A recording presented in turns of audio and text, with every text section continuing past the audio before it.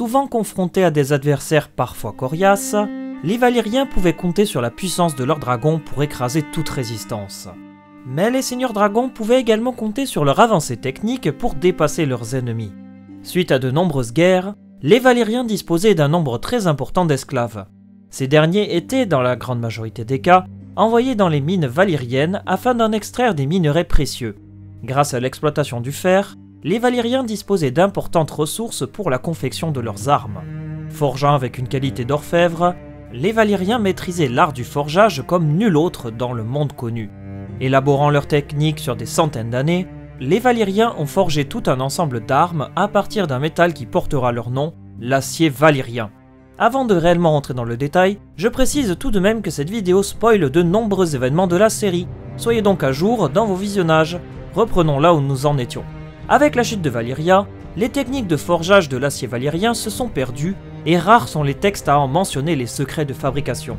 Pourtant, certains maîtres avancent plusieurs hypothèses concernant sa fabrication et les techniques de forgeage. L'acier valyrien est obtenu suite à un feuilletage multiple du fer destiné à enlever toutes les impuretés. Martelées et présentant plusieurs courbes, les épées en acier valyrien semblent avoir une couleur bien différente de la normale.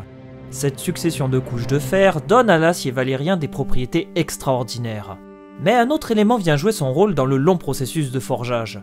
Certains maîtres avancent que les maîtres forgerons avaient recours à des sortilèges pour conférer une qualité quasi surnaturelle à l'acier valyrien.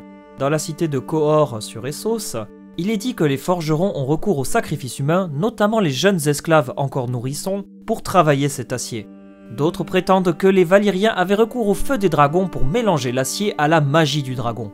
Plus résistant, plus léger et plus tranchant que le métal ordinaire, l'acier valyrien permet de découper n'importe quelle armure comme une feuille de papier. Seuls quelques forgerons maîtrisent encore l'art du forgeage de l'acier valyrien. Dans la série, Tywin invite un maître forgeron de Volantis pour reforger Glass, l'épée de Ned Stark. Tandis que dans le livre, Tywin fait appel à Tobo Moth, le maître forgeron de Port-Réal qui n'est autre que le maître de Gendry. Par ailleurs, dans l'intégrale numéro 3, au moment de faire fondre Glass sur ordre de Tywin, le maître forgeron Tobo Moth dit que, je cite, « L'acier valyrien n'en fait qu'à sa tête. Ces vieilles épées se souviennent, dit-on, et ne se ravissent pas aisément. J'ai eu beau recourir à une cinquantaine d'incantations et raviver le rouge une fois et une autre, toujours la nuance s'assombrissait comme si la lame en éteignait la luminosité. Ainsi, même le maître forgeron reste évasif sur la question des incantations pour retravailler l'acier valyrien. Quoi qu'il en soit, cet acier aux propriétés magiques était très recherché par les nobles maisons de Westeros et d'Essos à l'époque de l'avènement de Valyria, il y a de là des millénaires. L'épée en acier valyrienne est l'arme ultime que tout seigneur de Westeros se doit de posséder. Même dans la misère la plus extrême, un chevalier ou seigneur refusera systématiquement de se séparer d'une épée d'un tel prestige. Transmise de génération en génération au sein d'une même famille, il peut arriver que les épées soient données en cadeau lors d'occasions très spéciales. Dans ses nombreux registres, l'archimestre Turgot a recensé environ 227 épées en acier valyrien dans Westeros. Pourtant, ce chiffre reste encore contesté, car il y a un grand nombre d'épées qui ont aujourd'hui disparu. Contrairement au livre, la série semble n'en montrer qu'une petite partie. Je vais donc tenter au mieux de vous présenter les principales armes en acier valyrien, autant dans la série que dans les romans. La famille Lannister est sans doute la plus affectée par la perte de leur épée rugissante. Suite au fléau de Valyria en 114 avant la conquête, le roi Tommen II Lannister embarque sur son navire avec l'épée légendaire des Lannister en quête des trésors perdus de Valyria. Mais on ne revit ni le roi ni son épée. Par la suite, les seigneurs Lannister ont vécu cette perte comme un déshonneur profond. Plusieurs rois et seigneurs du Roc ont tenté d'acheter des épées valyriennes, quitte à mettre beaucoup d'argent en jeu.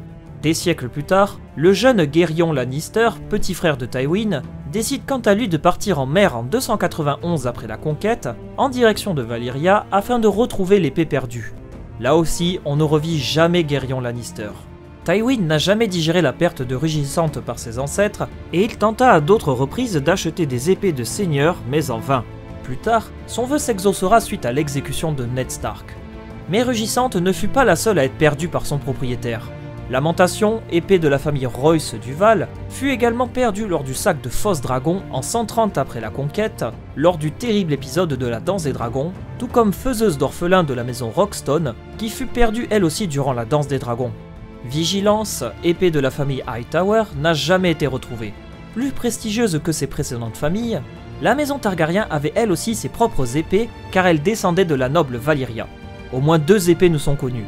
Tout d'abord Fëanor ou Blackfyre en anglais, l'épée maniée par Aegon le Conquérant et qui fut transmise au roi Targaryen jusqu'à Aegon IV, dit Aegon l'Indigne. Reconnaissant un de ses fils bâtards comme légitime, Aegon IV offrit cette épée à une branche bâtarde de la famille Targaryen qui sera nommée par la suite Fëanor ou Blackfyre en anglais. L'épée Fëanor sera perdue suite aux nombreux affrontements opposant les Targaryens à cette branche bâtarde. Noirceur était aussi une des épées maniées par les seigneurs Targaryens.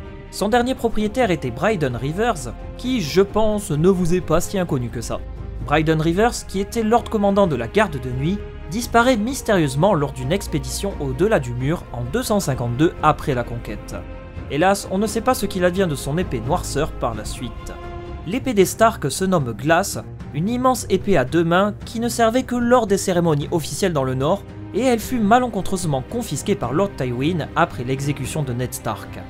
Refondue par la suite, Glace était si large qu'elle contenait assez de métal pour forger 2 épées.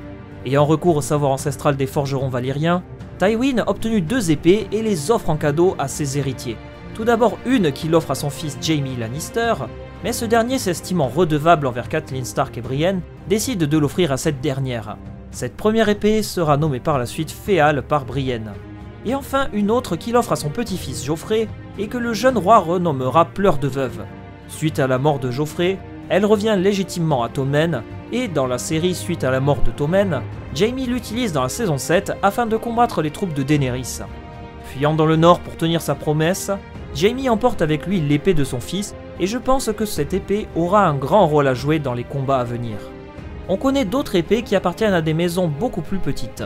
L'épée d'Âme Affliction est maniée par la maison Corbray du Val d'Arryn, Crépuscule appartient à la maison Arlois, tout comme Pluie Pourpre de la maison Timbal, 2 petites maisons vassales sur les îles de Fer, Corvenin, épée de la famille Tarly, qui appartenait à Randil Tarly, avant que Samuel Tarly ne lui vole dans la série.